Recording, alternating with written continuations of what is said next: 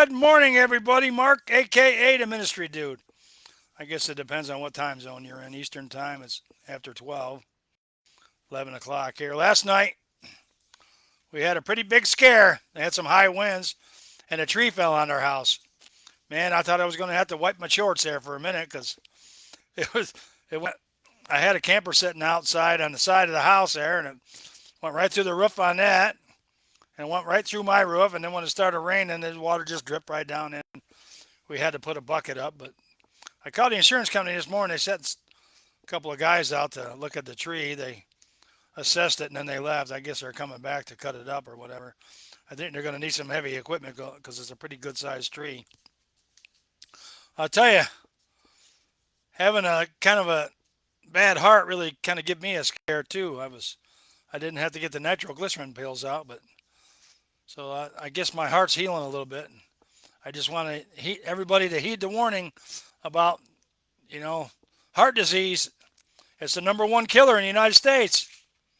So, start eating right, exercising, getting the right vitamins and minerals your body needs. I got a link in the video here about a diet book that we wrote called Christian Weight Loss Guide, Heart Healthy Christian Weight Loss Guide. I had to revise it a little bit because I had some keto stuff in there, and I just don't think the keto, and a lot of other people think that the keto diet is not really good for you. What you need is you need to lower your sodium intake and your cholesterol intake. You need more fruits and vegetables, good stuff like that. Chicken, turkey, good lean proteins, low fat meats, kind of fish. They want you to kind of restrict your meat intake to, I think, maybe once or twice a week, which is probably a good thing. Just make sure all your meat's thoroughly cooked. Temp it. I think chicken's what, 165, Sherry? Chicken 165. I think beef is like 155, and pork is what, 165 too? 145.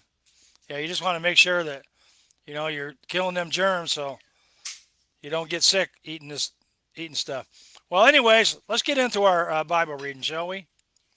Through the Bible, March 5th. We're going to start off with Leviticus 9:1. Regular offerings begin. The 12 offerings brought by the 12 tribes begin on the second day of the first month and were brought on successive days. 7 days of ordination for the priest followed that. Therefore, the 8th day in this verse is actually the day after the 7 days of ordination, or the 21st day of the month. Leviticus 9:8. Aaron's first attempt at acting as a priest for the people did not turn out so well.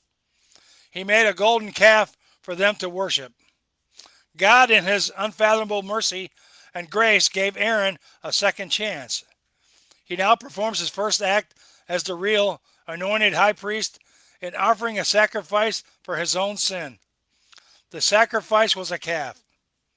Aaron had months to reflect, and surely he must have thought of this as he officiated. All right, let's skip down to John 6:57. Jesus explains himself as the bread of life. We have read from Leviticus of the priest eating the breast of the fellowship offering.